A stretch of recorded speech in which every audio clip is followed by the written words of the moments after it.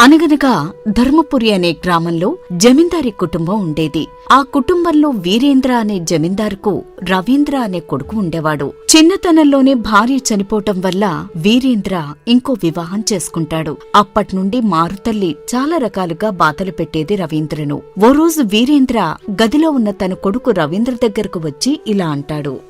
చూడు రవీంద్ర, నేను చాలా పెద్ద తప్పు చేశాను. మీ అమ్మ చనిపోగానే ఇంకో వివాహం చేసుకోకుండా ఉండాల్సింది నాయనా. మీ పిన్ని నిన్ను బాగా చూసుకుంటా అనడం వల్ల చేసుకున్నాను. కాని ఇచ్చిన మాట తప్పి ఇలా బాధ పెడుతుందనుకోలేదు. అంతేకాదు, ఆస్తి మొత్తం తన పేరు మీద రాయమని ప్రతిరోజు నాకు నరకం చూపిస్తోంది. ఒకవేళ నేను ఏమైపోయినా నువ్వు మాత్రం ఈ ఆస్తిని కొంతైనా నువ్వు దక్కించుకో, సరేనా? అదేంటి నాన్నగారు అలా అంటున్నారు? నాకు ఈ ఆస్తి కంటే మీరే ముఖ్యం. ఆస్తి తీసుకుంటే తీసుకొనివ్వండి, దానిమీద నాకెటువంటి వ్యామోహం లేదు. మీరు నాకు తోడుగా ఉంటే అంతే చాలు. కాని బాబు, మీ పిన్ని ఎప్పటికీ నేను కన్నకొడుకులా చూసుకోదు. అందుకే చెప్తున్నాను. సరే, చాలా సమయం అయింది, ఇక పడుకో అని చెప్పి అక్కడ్నుండి వెళ్లగానే పిన్ని వల్ల తన తండ్రి పడే బాధను తలుచుకుని బాధపడుతూ ఉంటాడు రవీంద్ర. ఎప్పుడు నిద్ర పట్టిందో తెలియదు. గాఢ నిద్రలోకి వెళ్లిపోతాడు. మరుసటి రోజు ఉదయం మారుతల్లి భ్రమరాంబ తన గదికి వస్తుంది. రవీంద్రా, ఒరే రవీంద్రా, ఎంతసేపు పడుకునుంటావ్? ఈ కొంపలో నీకు నీ అయ్యకు చాకిరీ చేయలేక చస్తున్నాను. ఇక్కడికి నేనొచ్చి లేపితేగాని లేచి రావాలని తెలీదా? రాత్రి సరిగా నిద్రపట్టలేదు పిన్ని, అందుకే మెలకు రాలేదు. పట్టదు. ఎందుకు పడుతుంది? బాగా వండి పెడితే పీకల దాకా తిని పడుకుంటే ఎలా పడుతుంది? అరగద్దు. సర్లే, త్వరగా రా, పనుంది. పద పిన్ని, వస్తున్నాను. ఇంతకీ ఏం పని? వండి పెట్టింది వచ్చి మెక్కుదూగాని. చెప్పినప్పుడు అధిక ప్రసంగం చేయకుండా రా అని అనుకుంటూ కోపంగా అక్కడ్నుండి వెళుతుంది. ఆ వెనకాలే రవీంద్ర కూడా ఆమెను అనుసరిస్తాడు. అలా ఇంటి వెనకాల ఆవుల పాక దగ్గరకు తీసుకువస్తుంది. అదేంటి పిన్ని, ఇక్కడికి తీసుకొచ్చావు? ఈ రోజు నుండి ఈ ఆవుల పేడ తీసి పాకంతా శుభ్రం చేయాల్సిన బాధ్యత నీదే. అదేంటి పిన్ని, ఇవన్నీ నాకు తెలియవు. ఇవన్నీ చూసుకోవడానికి పనివాళ్లున్నారుగా. ఈ రోజు నుండి పనివాళ్లను తీసేశాను. ఇక నుండి ఇంటి పనంతా నువ్వే చెయ్యాలి. కాని పిన్ని, ఈ పనులన్నీ ఎప్పుడు నేను చేయలేదు. ఇది నా వల్ల కాదు పిన్ని.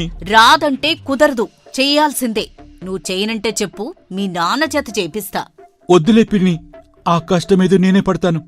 ఈ వయసులో నాన్నని ఇబ్బంది పెట్టకు. అలా అయితే త్వరగా పని కానిచ్చి చేతులు కడుక్కునిరా. అన్నం తిని ఆవుల్ని మేపడానికి తీసుకెళ్ళాలి. ఇదంతా గమనిస్తున్న తండ్రి కోపంతో అక్కడికి వస్తాడు. భ్రమరాంబా, ఏమిటి నువ్వు చేస్తున్నది? వాడు ఒక జమీందారు కొడుకును మర్చిపోయావా? ఇలాంటి పనులు చేస్తున్నావు? అబ్బో, కొడుక్కి పని చెప్పేసరికి కోపం పొడుచుకొచ్చిందా? అంత బాధనిపిస్తే మీరు చెయ్యండి. ఎవరైతే ఏమిటి, పనవ్వడం ముఖ్యం. భ్రమరాంబ, రోజురోజుకి నీ ఆగడాలు మితిమీరుతున్నాయి. కొంచెం అదుపులో ఉండు. ఉండకుంటే ఏం చేస్తారేమిటి? నాకు ఆస్తంతా రాసిస్తారని నమ్మించి రెండో పెళ్లి చేసుకుని ఇంతవరకు రాసివ్వకపోగా పైగా నేను గొడవ చేస్తున్నానని అంటారా? ఎప్పుడూ ఆస్తి ఆస్తి అంటావు. చచ్చాక నీతో పాటు తీసుకెళ్తావా ఆస్తి అంతాను? కొంచెమైనా మానవత్వం ఉండాలి. నాకు మానవత్వం లేదు. అలాంటప్పుడు నన్నెందుకు పెళ్లి చేసుకున్నారు? ఎందుకు మోసం చేశారు? రవీంద్ర నా కొడుకు. వాడికి న్యాయం చేయాల్సిన బాధ్యత ఉంది నాకు. అందుకే ఆస్తి ఇద్దరికీ సమాన వాటా పంచుతాను. నాకలా కుదరదు. మొత్తం ఆస్తి నాకే రాసివ్వాలి. లేదంటే ఆత్మహత్య చేసుకుంటాను. ఆ తర్వాత మీ ఇష్టం. అలా ఇద్దరి వాదన వింటున్న రవీంద్ర తన తండ్రి ఇద్దరి మధ్య నలిగిపోవడం చూసి చాలా బాధపడతాడు. తన తండ్రి పిన్ని పోట్లాడుకుంటూ ఉండగానే వెళ్లి ఆవుల పక్క శుభ్రం చేస్తూ ఉంటాడు. అలా ఆ రోజు పని పూర్తి చేసుకుని తన గదివైపు నడుస్తాడు. ఈ ఆస్తి కోసమేగా పిన్ని నన్ను నాన్నను ఇలా బాధ పెడుతుంది. ఎవరికీ సుఖం లేని ఈ ఆస్తిని పిన్నికిచ్చేసి ఎక్కడికైనా వెళ్లి కష్టం చేసుకుంటూ బ్రతుకుతాను. సంతోషం లేని చోట సంపద ఉన్నా వ్యర్థమే. అలా తను తీసుకున్న నిర్ణయాన్ని మరుసటి రోజు ఉదయం చెప్పాలని ఆ రాత్రి నిద్రపోతాడు. ఉదయాన్నే లేవగానే పెద్దగా అరుపులు వినిపిస్తాయి. ఏంటి, ఇంత పొద్దునే ఎవరో ఏడుస్తున్నట్టు వినిపిస్తోంది? వెళ్ళి చూద్దాం అని అనుకుంటూ తన గది తలుపులు తీసుకుని వెళ్లి చూడగా తండ్రి మరణించి ఉంటాడు. రవీంద్ర ఆశ్చర్యంతో తనలో తాను ఇలా అనుకుంటాడు. ఎంత పని చేసావు నాన్నా?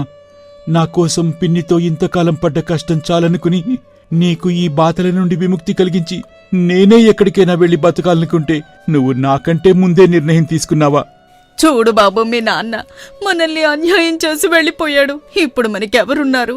మనల్ని ఎంతో ప్రేమగా చూసుకునే మీ నాన్న ఇంత పని చేస్తాడనుకోలేదు. అలా తన తండ్రి మరణానికి చాలా బాధపడి ఓ రోజు ఆస్తి దస్తావేజులు తెచ్చి భ్రమరాంబకు ఇస్తాడు.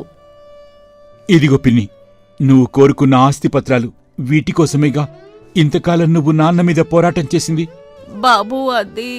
సరే పిన్ని, నా చిన్నతనం నుండి అమ్మలేని నాకు అన్నీ నువ్వే పెంచి పెద్ద చేసావు. అందుకు నీకు రుణపడి ఉంటాను. ఇక సెలవు అంటూ తన బట్టలు సంచిలో పెట్టుకుని ఇంటి నుండి బయలుదేరతాడు. అలా బయటకొచ్చి పుట్టి పెరిగిన ఇంటిపై మమకారంతో ఆ ఇల్లు వదిలిపెట్టలేక వెనక్కి తిరిగి చూస్తూ చివరిసారిగా ఆ ఇంటిని చూస్తూ వెళ్ళిపోతాడు. అలా ఎక్కడికి వెళ్లాలో తెలియక వెళుతూ ఉండగా బాగా అలసిపోయి ఒక చెట్టు కింద కూర్చుంటాడు. ఇంతకాలం బయట ప్రపంచం ఎండ వాన తెలియక పెరిగాను. ఇప్పుడు కొత్త జీవితం ఎలా మొదలు పెట్టాలో ఎక్కడ మొదలు పెట్టాలో కూడా తెలియటం లేదు. చూద్దాం, అన్నిటికీ ఆ దేవుడే ఉన్నాడు. ఇంతలో అటుగా వెళుతున్న ఇద్దరు భటులు రవీంద్రను చూసి ఆగుతారు. అరే, అక్కడ చూడరా, మనం ఎదుగుతున్న దొంగ ఈడే అనుకుంటాను. పద పట్టుకుందాం.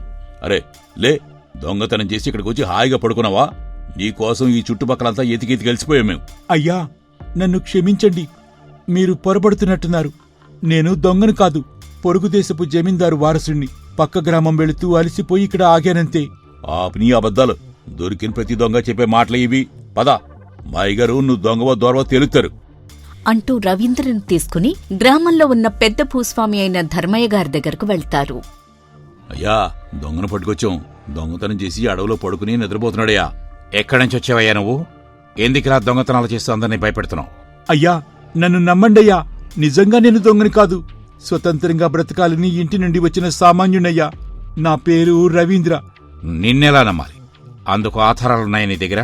ఒకవేళ నేను దొంగతనం చేసింటే వస్తువులన్నీ నా దగ్గర ఉండాలి కదయ్యా. నా సంచిలో చూడండి కావాలంటే. ఆ మాత్రం మాకు తెలియదనుకున్నావా? దొంగ ఎప్పుడూ దొంగిలించిన వస్తువులు తన దగ్గర ఉంచుకోడు, ఎక్కడో ఒక చోట దాస్తాడు. నిజం చెప్పు, ఎక్కడ దాచావు? మీరెంత అడిగినా నా సమాధానం ఇదేనయ్యా. చెయ్యని దొంగతనం ఎలా ఒప్పుకోమంటారు?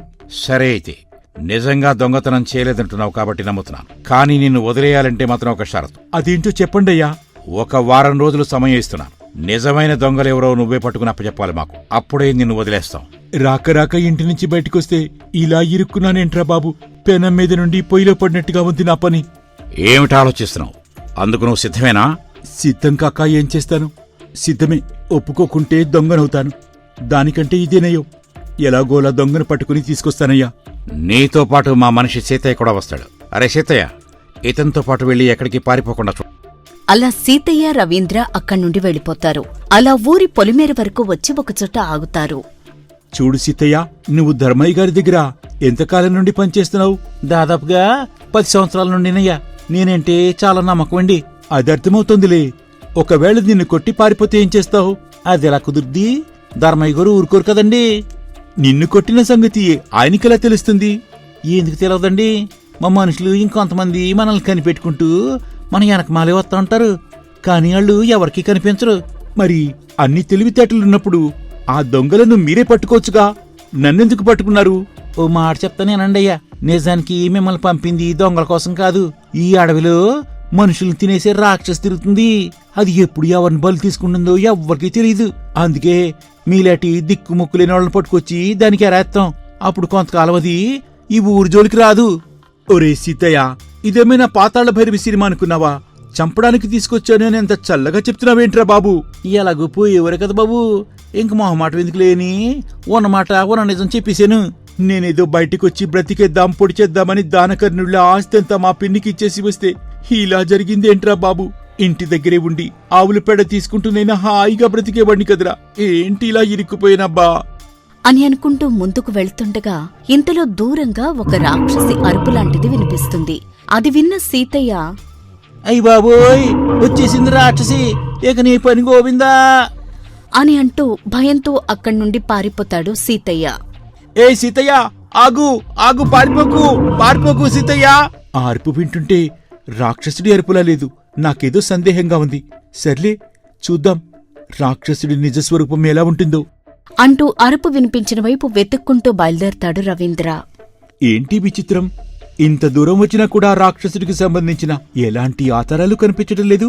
ఒకవేళ ఇది మాయ అయ్యుంటుందా అని అనుకుంటూ ముందుకు సాగుతాడు. అలా వెళుతుండగా సూర్యాస్తమయం అవుతుంది. అక్కడ ఒక గుహ కనిపిస్తుంది.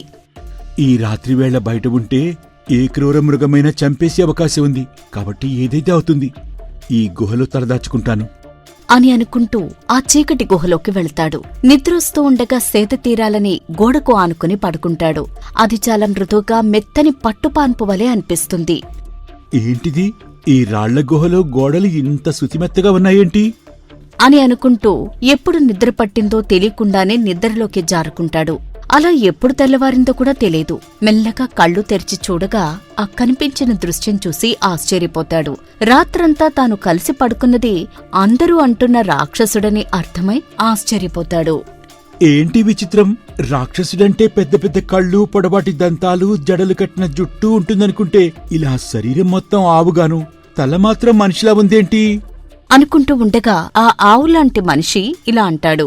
చూడు రవీంద్ర, నేను నువ్వు అనుకుంటున్న సాధారణ జంతువుని కాదు. నేనొక లక్ష్యం కోసం వెళుతుండగా నేను చేసిన ఒక తప్పిదం వల్ల ఇలా సగం ఆవులా మారిపోయాను.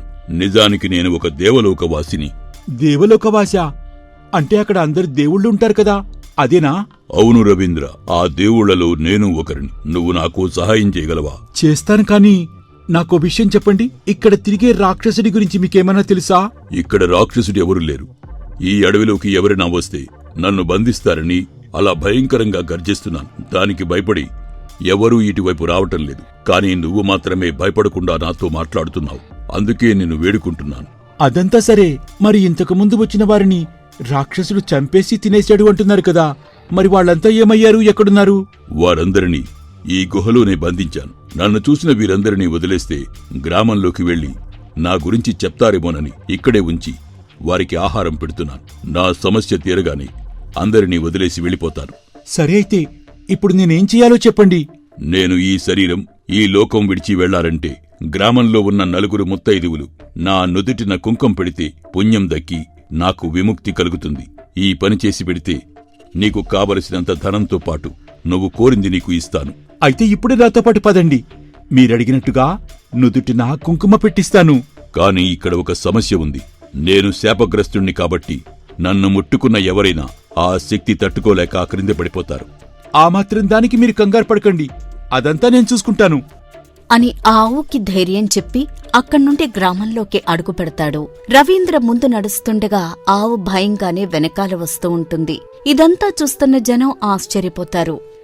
ఏమిటి విచిత్రం, అడవిలోకి వెళ్లిన ఈ యువకుడు ఆ రాక్షసుడికి బలయ్యాడు అనుకుంటే ఇలా సగం ఆవు సగం మనిషిని పట్టుకునొస్తున్నాడేంటి అంటూ అందరూ భయపడుతూ దూరంగా వెళుతూ ఉంటారు.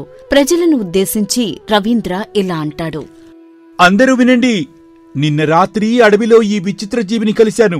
మన గ్రామం వదిలి వెళ్లాలంటే ఎవరైనా 4 ముత్తైదువులు ఈ సగమావును పూజిస్తే ఇక్కడి నుండి ఇతను వెళ్ళిపోతాడు. కాబట్టి ఎవరూ భయపడకుండా నేను చెప్పినట్టు చేస్తారా?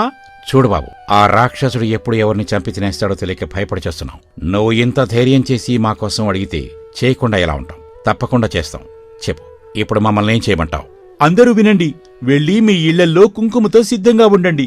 నేను ప్రతి ఒక్క ఇంటికి ఈ ఆవుతో వస్తాను. అప్పుడు అందరూ నుదిటిన తిలకం పెట్టండి ఈ ఆవుకి. అనగానే అందరూ తమ తమ ఇళ్లల్లో రవీంద్ర కోసం కుంకుమతో ఎదురుచూస్తూ ఉంటారు. అలా రవీంద్ర ఆవుతో వెళ్లి నుదుటిన కుంకుమ పెట్టిస్తాడు. అలా పెట్టిన తర్వాత ఆవును తీసుకుని అడవిలోకి వెళ్ళిపోతాడు. ఇక మీరు కోరినట్టుగా నుదిటిన కుంకుమ పెట్టించాను. ఇక తమరు ఈ దేహం విడిచి తమ లోకానికి వెళ్ళండి స్వామి అని అనగానే ఆవులో నుండి ఒక ఆత్మ బయటకొస్తుంది. అలా ఆ ఆత్మ బయటికి రాగానే ఆవు సాధారణ రూపంలోకి వస్తుంది. చూడు నాయనా, ఈ రోజు నువ్వు నాకు పునర్జన్మ ప్రసాదించావు. ఇంతటి సహాయం చేసినందుకు ఏమిచ్చినా నీ రుణం తీర్చుకోలేను. అడుగు, నీకేం కావాలో. నాకు పెద్దగా ఎలాంటి కోరికలు లేవు స్వామి. ఉన్నదల్లా ఒక్కటే. మా పిన్ని తన అజ్ఞానం వల్ల ఆస్తి మీద వ్యామోహంతో అందరినీ దూరం చేసుకుని ఒంటరిదైపోయింది. కాబట్టి తనను క్షమించి తనలో ప్రేమాభిమానాలు ఉండేలా చూడు స్వామి. తథాస్తు. నువ్వు కోరినట్టుగానే ఆమె ఇప్పుడు మంచిగా మారి నీకోసం ఎదురుచూస్తుంది. వెళ్ళి సంతోషంగా ఉండు నాయనా. చాలా ధన్యవాదాలు స్వామి. ఇక నేను వెళ్ళొస్తాను. అలా రవీంద్ర అక్కడ్నుండి బయలుదేరి గుహలో ఉన్న కొందరు గ్రామస్తులను విడిపించి అందరూ కలిసి తమ తమ ఇళ్లకు చేరుకుంటారు. రవీంద్రని చూసిన భ్రమరాంబ సంతోషంతో ఇలా అంటుంది. నాయనా రవీంద్ర, ఇంతకాలం ఈ పిన్నిని వదిలి ఎక్కడికెళ్ళావు? పక్క గ్రామంలో పని ఉండి వెళ్ళాను పిన్ని. ఇంకెప్పుడూ నన్ను ఒక్కదాన్ని వదిలి ఎక్కడికి వెళ్లకు నాయనా. పైగా మీ నాన్నగారు కూడా కాలం చేశారు. నాకున్నది నువ్వొక్కడివే అలా తన పిన్నిలో వచ్చిన మార్పు చూసి ఆ దేవుడికి మనసులోనే ధన్యవాదాలు తెలియజేస్తాడు రవీంద్ర. మరోవైపు రాక్షసుడు చంపేశాడనుకున్న గ్రామస్తులు బతికి రావడం చూసి ప్రజలు సంతోషపడతారు. ఆ విధంగా ఒక గ్రామ ప్రజల భయాన్ని తొలగించి అలాగే తన పిన్నిలో మంచి గుణం వచ్చేలా చేసి రవీంద్ర సంతోషంగా జీవిస్తాడు.